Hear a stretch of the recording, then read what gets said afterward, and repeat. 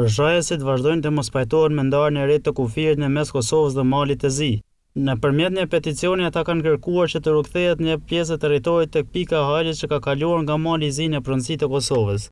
Profesori universitar Florim Isufi për Tribuna Channel thotë se me vijën e re të demarkacionit shihet saktë se cila pjesë ka mbetur në Malin e Zi dhe cila ka kaluar në territorin e Kosovës. Është një thellim në formë të amfiteatrit me një gryk ku i mbledh disa pjesë të ujnave, po është e shkurtë e vogël në drejtim të Malit të Zi. Qytetarët atje nuk e di se çfarë peticioni po bëjnë dhe çka mendojnë bëjnë, po me siguri mendojnë që ajo pjesë ju mungon atyre. Sinqerisht mund pyet mua personalisht, nuk na ka vyer ajo pjesë asgjë, sepse është pjesë shumë e vështirë për t'ju qasur.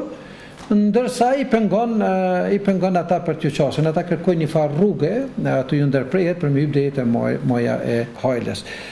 Hajla është një vargmal dhe kufiri gjithmonë ka shku në rreth të vargmalit.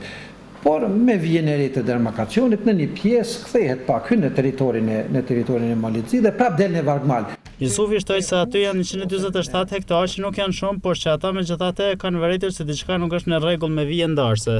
Kosova ende nuk e ka publikuar marrëveshjen për demarkacion me Malin e Zi, por kjo e fundit e ka bërë këtë, andaj matit kanë dalë të sakta nga një hulumtim i kaluar që kishin bërë një grup profesorësh universitar dhe që kishte raportuar Tribuna Channel.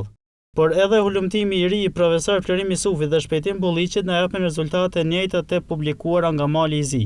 Këta të fundit argumentojnë se edhe me hartat që datojnë nga ndarja që i ka bërë Milovan Xhilas, por edhe nga hartat e enciklopedisë së Jugosllavisë, kufiri është i ndryshuar.